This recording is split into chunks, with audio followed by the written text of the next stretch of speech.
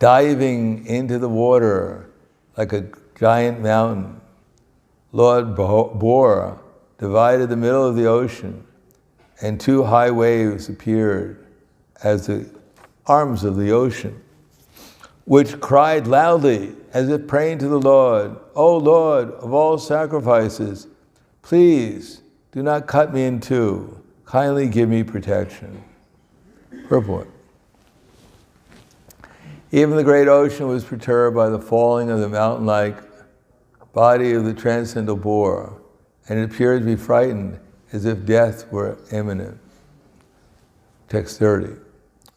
Lord Bor penetrated the water with his hooves, which were like sharp arrows, and found the limits of the ocean, although it was unlimited. He saw the earth, the resting place for all living beings, lying as it was in the beginning of creation, and he personally lifted it. Purport. The word rasayam is sometimes interpreted to mean Rasatala, the lowest planetary system. But this is not applicable in this connection. According to Vishwanath Chakravarti Thakur, the earth is according to Vishwanath Chakravarti Thakur, the earth is 7 times superior to the other planetary systems, namely Tala, Atala, Tala, Vitala, Rasatala, Patala, etc. Therefore, the earth cannot be situated in the Rasatala planetary system, as described in the Vishnu Dharma. Patala ma yeshvara boga samhato vinyasya pado prithivim cha bibrataha yasyo pamano na babuva sots yuto mamastu mangalaya vivridaye hari. Therefore the Lord found the earth on the bottom of the Garbhodaka ocean, where the planets rest during the devastation at the end of Brahma's day. Text 31. Lord Bor very easily took the earth on his tusks and got it out of the water. Thus he appeared very splendid. Then his anger, glowing like the Sudarshan wheel, immediately killed the demon Hiranyaksha, although he tried to fight with the Lord. Purport. According to Srila Jiva Goswami, the Vedic literatures describe the incarnation of Lord Varaha Bor in 2 different devastations, namely the Chakshusha devastation and the Swayambhuva devastation. This particular appearance of the Bor incarnation actually took place in the Swayambhuva devastation, when all the planets other than the higher ones, Jana, Marhola, and Satya, merged in the water of devastation. This particular incarnation of the Bor was seen by the inhabitants of the planets mentioned above. Srila Vishwanath Chakravarti Thakur suggests that the sage Maitreya amalgamated both the Bor incarnations in different devastations and summarized them in his description to Vidura. Namo Vishnu Padaya Krishna Prestaya Bhutaya Srimate Bhaktivedanta Swami Namane Namaste Saraswati Deve Gauravani Pacharane Nirvishesha Srinivadi Paskadyade Siddharne. From the description here, we can understand that the Srimad Bhagavatam is principally meant to give us principles. It is not so much concerned with factual history as in Western culture. They want to know exactly when the war started and when the treaty was signed. The principle that they're fighting like cats and dogs, they never discuss. Just how the heroes were victors and the defeated were demons. The cowboys and the Indians. So, Western world is very simple principles. Just like in Africa, there's a tribe, they have a very simple principle. that if you're alive, you're a good person, and if you're dead, you're bad. So if I kill you, that's all right, because you're dead, you're bad. And because I'm alive, I'm a good person. So with such a simple philosophy, you can do anything you want, practically speaking. As long as you remain alive, you're good. But the Bhagavatam deals with a little bit more deeper principles than Western so-called philosophy. And one of the principles is that history, there is no such thing as history. It's not very important. The only thing we've heard that people learn from history is that people don't learn from history. On the other hand, Srila Prabhupada said there is no past, present, and future, because in the past people were eating, sleeping, mating, defending. And presently now I could tell you exactly what's happening everywhere in Zagreb. People are eating, sleeping, mating, and defending. And I can predict with great accuracy what will happen 1,000 years from now, or any timeline you like. People are going to eat, they're going to sleep, they're going to mate and defend. And that's history. Now you know all, now you all become omniscient, you know the past, present, and future. And other principles are there, just like if you want to find out, people are interested in finding out how long they're going to live.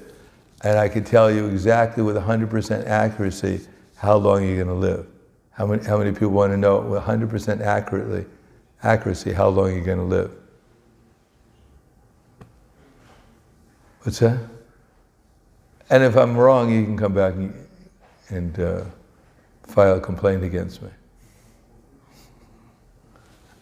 You live longer. So all you do is have to look at your palm. Everyone has a palm. Looks like everyone has a palm. And do you see this line here between the index finger and the thumb? How everyone has a line like that? Yeah. See at the top? That's when you appeared. And if you follow it down, all the way down, to wherever it goes, that's when you're going to disappear. So now you know how long you have left to live. Any other questions? We've gone over the most important things. So there are other things, is that, for instance, here in the purport, Srila Prabhupada, as the principle, expresses Krishna consciousness in a way that people can understand what the principles are. He's not interested in the details so much. For instance, we may wonder, Lord Bora was so big that when he entered into the Garbhodak ocean, it became disturbed. And it's described later on that Lord Varaha was half the size of this universe. Now, why would an incarnation of God, half the size of the universe, come to pick up a little pebble called the earth? Because the earth is described by the modern scientists as practically a little mustard seed compared to a bag of mustard seeds. Because they say the sun is, what, 100,000 times bigger than the earth? And the sun is just a little dot in the universe. So if the earth fell into the bottom of Garbhodak ocean, it would just be a little pebble on the bottom of the ocean. Why would God have to incarnate to pick up a pebble? Why make a big fuss?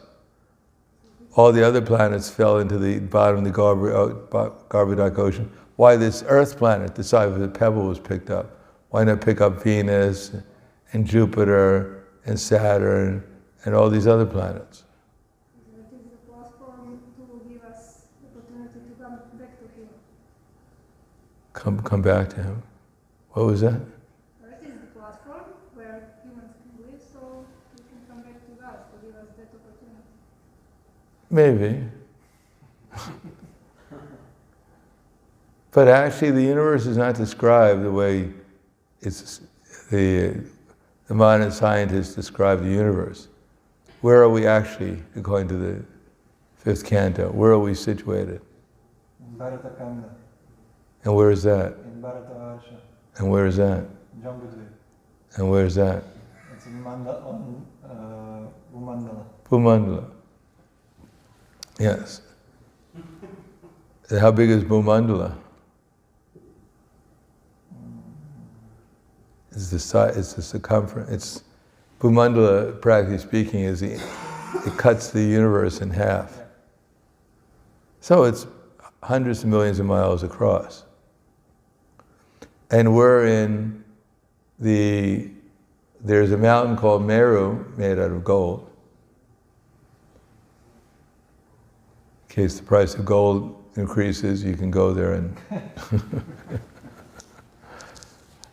I think it's 100,000 yojanas tall. And a yojana is 8 miles. And a mile is 1.2 kilometers. So it's approximately 1,200,000 miles high. So, and on top of there's Brahmaloka. Now, Brahma has a summer house there. And surrounding Bhumandala, there's Jambudvip. Why is it called Jambudvip? Because of Jambu tree. Yes, there's a jambu tree. In case you get hungry, there's a jambu tree. It has fruits the size of elephants. But don't stand underneath it. The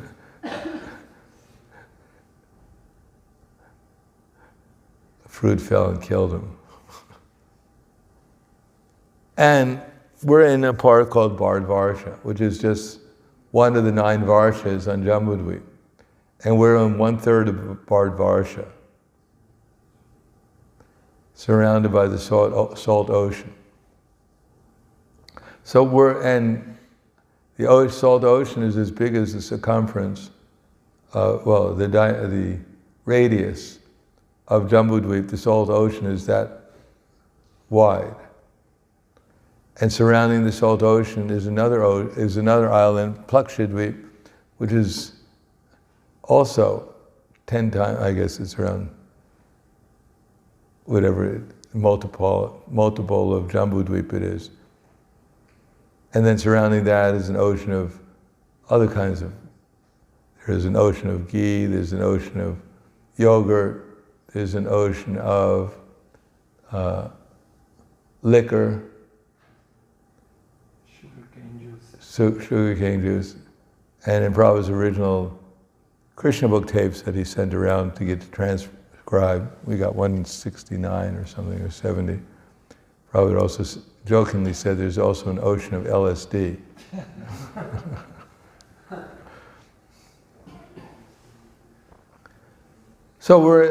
But Prabhupada doesn't go into these details about Bhumandala, saying actually we're in Bhumandala, because it would just agitate people's minds.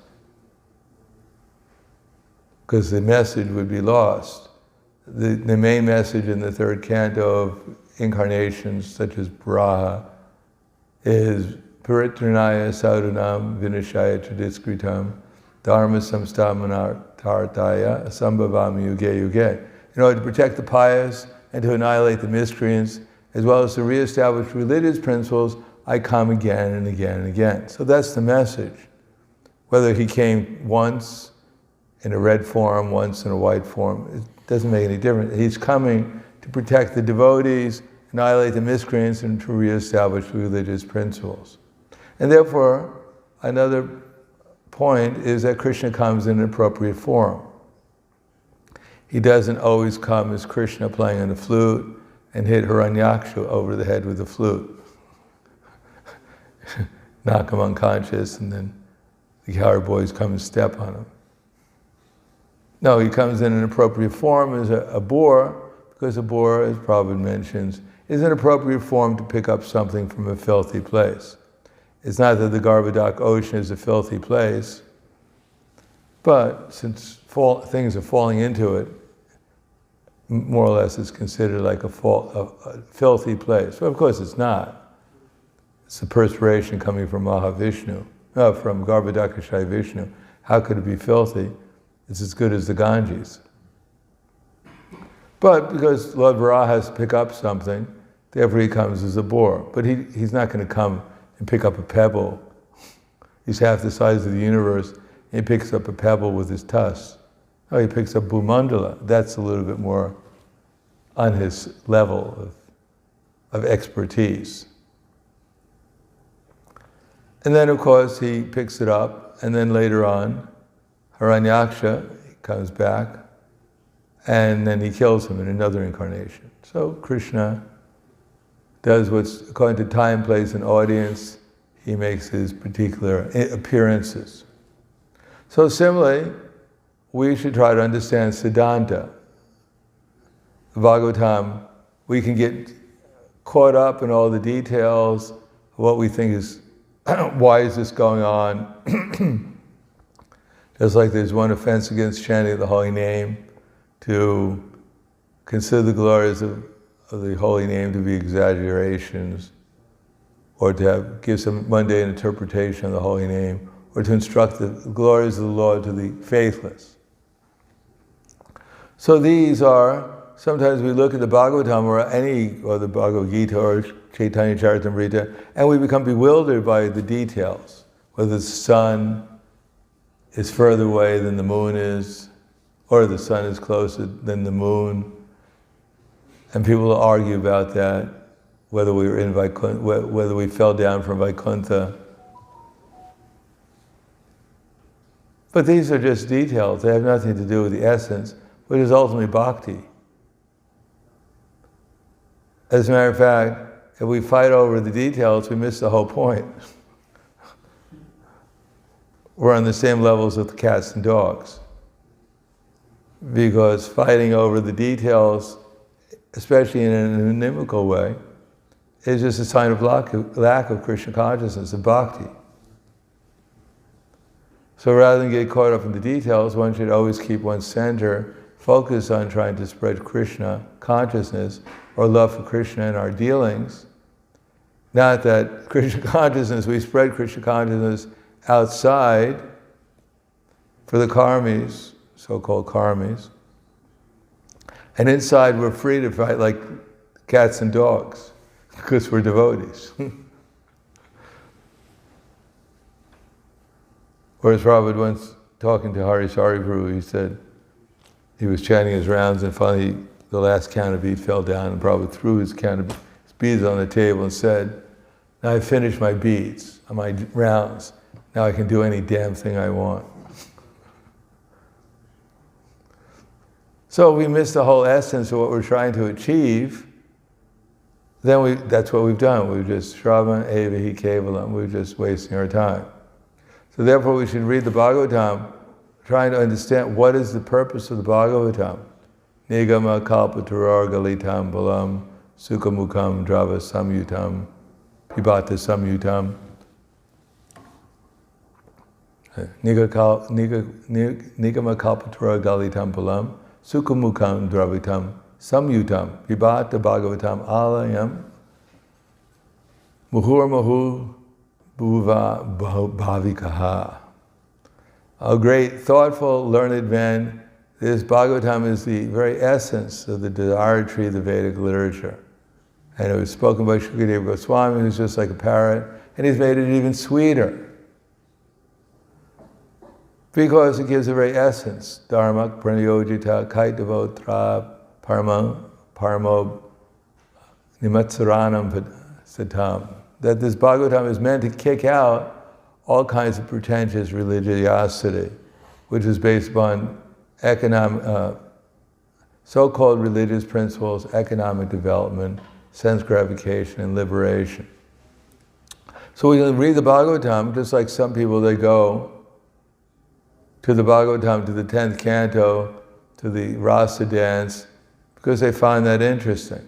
Krishna is dealing with the young girls, and therefore there's some part of the Bhagavatam that's actually, more or less up to date. And they think that Krishna has some kind of licentious attitude, because they miss the whole point. It has nothing to do with anything to do with sense gratification.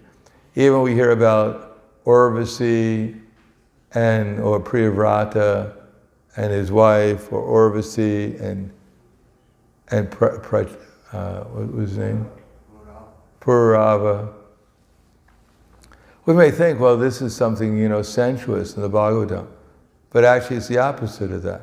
It's meant to explain to us that you're a loser. You're just wasting your time if you get involved in sensuous activities like that, unrestricted sense gratification. It's not meant to excite people that finally we found something in the Bhagavatam we can listen to and stay awake, outside of this dull philosophy about renunciation and knowledge.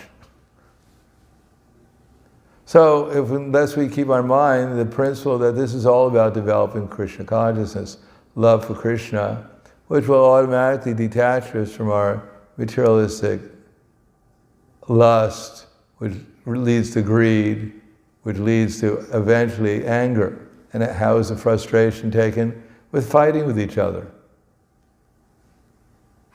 That no one can claim that actually I'm a pure devotee, but I love to fight with the other devotees. No, nimatsaranam satam idam tute guyatama pravaksham anushuyave. The symptom of enviousness is lust, anger, greed. And that helps us develop our illusion that we're actually something special here. That I'm not an ordinary soul. I'm not just 1/10,000th of this tip of hair in size.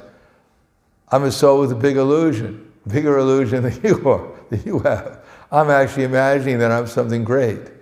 You're depressed because you're imagining you're something small, and I'm imagining something I'm wonderful and great, and therefore I'm in a bigger illusion than you are. Don't try and compete with my illusion. You won't be able to. Because if you puff up your ego, mine will get even bigger. So from lust, anger, greed, then Krishna gifts us with illusion. And the more lusty, angry, and greedy we have, the bigger the illusion grows. Therefore, the people who are the most fallen are usually the most proud and puffed up. And if one is actually advanced in Krishna consciousness, one becomes humble. Because one understands I'm insignificant and my only duty is to serve everyone else. That I'm supposed to create, my duty is to create harmony rather than just try to see if I can defeat everyone.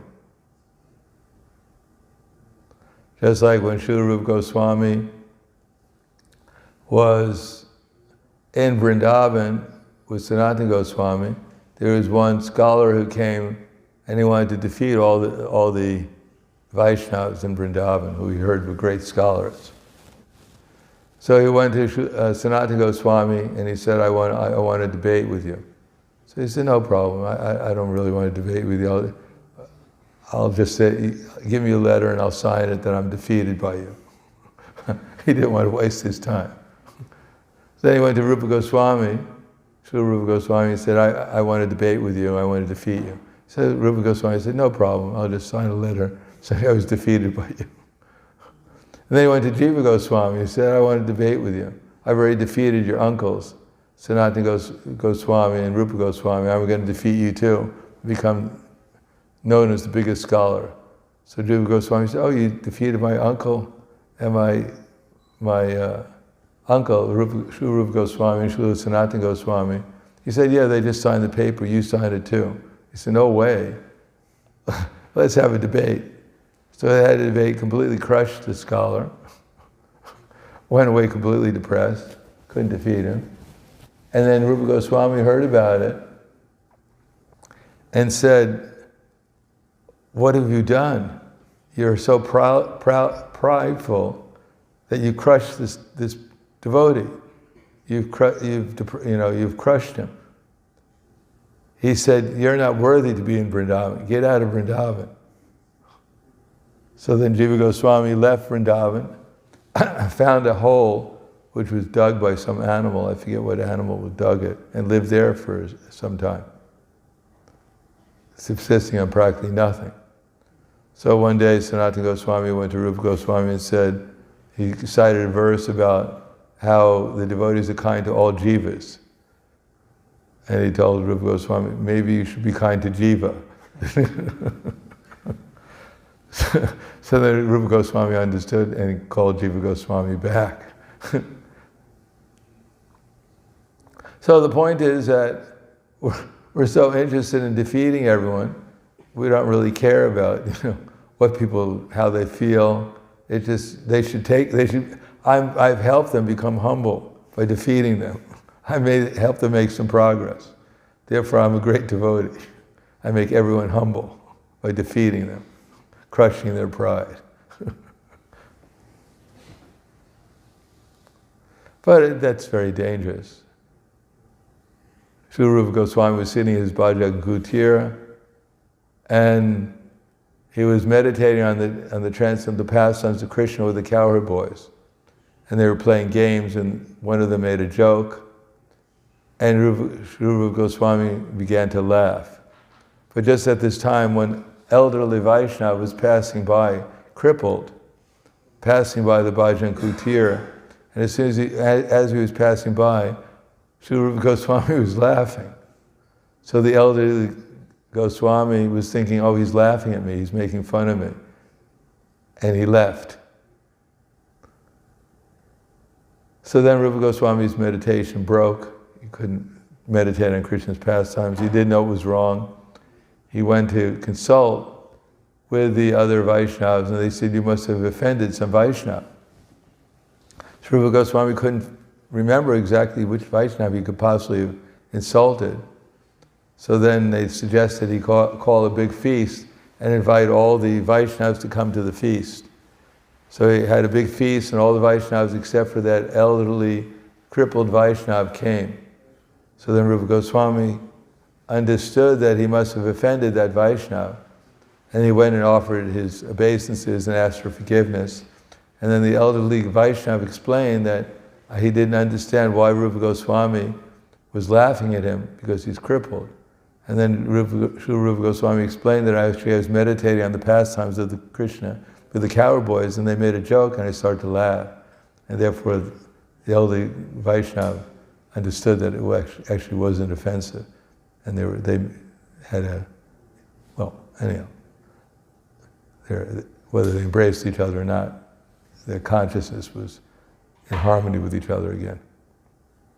So we have to be careful about how we deal with the devotees. Otherwise, why is it that we have such a hard time in our society? We have the perfect philosophy, the perfect practice, and everyone's struggling. Why? Because as Vishwanath Chakravarti Thakur says in the Bhagavatam, in the Chaitanya Bhagavat, the main thing is offending the devotees. And why are we offending devotees? Because that's how we're trained up. We're trained to be offensive. We actually believe that we know the truth. Everyone in our society thinks that they know what's going on, although we don't even know who we are. You say, well, I know who I am. Really, who are you? Are you a cowherd boy? Are you a gopi? Are you a blade of grass? Who are you? Maybe I'm a gopi. Who knows? We don't even know who we are, and yet we think we know everything. So if we don't know who we are, we don't know anything. We don't know Krishna, we don't know who we are, we don't know how the material nature works. We're not interested in time. So we're complete ignorance, but because we're puffed up by illusion, therefore we don't mind defending my illusion against someone else's illusion, thinking that we're going to make an advancement if my illusion defeats yours. Instead of spending the time productively in loving exchanges. So we should understand that if we have a bona fide spiritual master in disciple succession, that what he's going to teach us is how to develop loving exchanges with the devotees. To loving Krishna Ishvara, then there's prema, means that under that prema we develop cooperation, service attitude towards the devotees. And then we can actually help the innocent. Otherwise, all our talk about saving people, we can't even save ourselves. If we offend the devotees, then where is the question of being under the influence of the internal energy? And we can't save the devotees, we can't save ourselves, we can't actually know how to help anyone else, then what is the quality of our service? Only by Prabhupada's mercy and by the mercy of his assistance can we make any advancement whatsoever. But we have to be careful we don't take 2 steps forward and 5 steps back in the name of advancement. So these are principles, and that's what the Bhagavatam is trying to give us, this idea that Krishna will protect us, Krishna will enlighten us, but we have to be receptive to Krishna, to what his mission is, and not think my mission is to protect my devotees and annihilate those who don't agree with me and reestablish my religious principles. Birth after birth. Millennium after millennium. Yuga after yuga. Brahma after Brahma. So I'll stop there. Thank you. Hare Krishna. Any questions? Kuala. Yes. Thank you for nice lecture. I want to ask you about this story about Shiva Rupa Goswami and this offended Vaishnava. Can we? Is that going in Vaishnava Parada if somebody is offended by you, or maybe you didn't do that, but they think maybe they heard something or like this? Is that going in Vaishnava Parada? Well, I don't think it's. I mean, this is a story that's given to us in order to illustrate how careful we have to be. But it's not exactly like that, necessarily. In any case, the story is Vaishnava Aparat, not really, but if the devotee feels offended, then we might try to do something to rectify that. Some communication should be there. Not that the old man, he's senile, he doesn't know what he's doing. I didn't do any offense, he's just imagining something. Why deal with him? No, he took it seriously. That's the moral of it. He communicated what happened, and therefore his relation with the devotees was he took it seriously.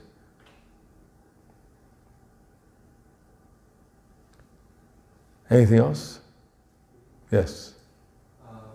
There was once said about, I think Swami told Hardas Thakur that he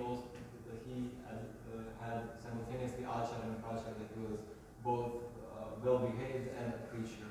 But while other people are maybe well-behaved but not preaching, or preaching but aren't well-behaved.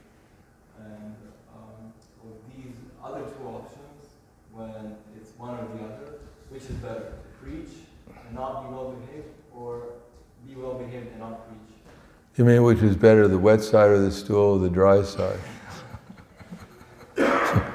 It's perpetual debate.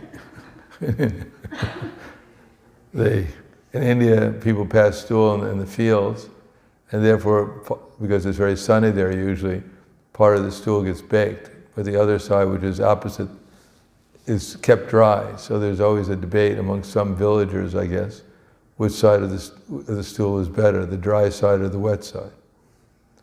Which do you want to do? Offend the devotees, or preach to them about what they should do that you're not doing? Which is better? Either one, you're not going to make any advancement. If you preach and you don't have the proper behavior, you don't make an advancement. If you don't have the proper behavior and you preach, you also won't make any advancement. Even if you have the proper behavior, but you don't preach, well, that's better. But your behavior itself is preaching, if you have the proper behavior. And if you preach completely perfectly, but you don't have the proper behavior, well, anyhow, you can do some good also. Sanatana Goswami was just pointing out that he's the best because he has both. If you have either one of those, if you can preach perfectly, although you may be deviating in some ways by your behavior, that's also welcome. But if you have the perfect behavior and don't preach, that's also welcome. But it's not as good as Srila Haridas Thakur, who had both. Anything else? Kuala Grantaraj Srimad Bhagavatam ki jai, Srila Prabhupada ki jai, Gaur Premanande.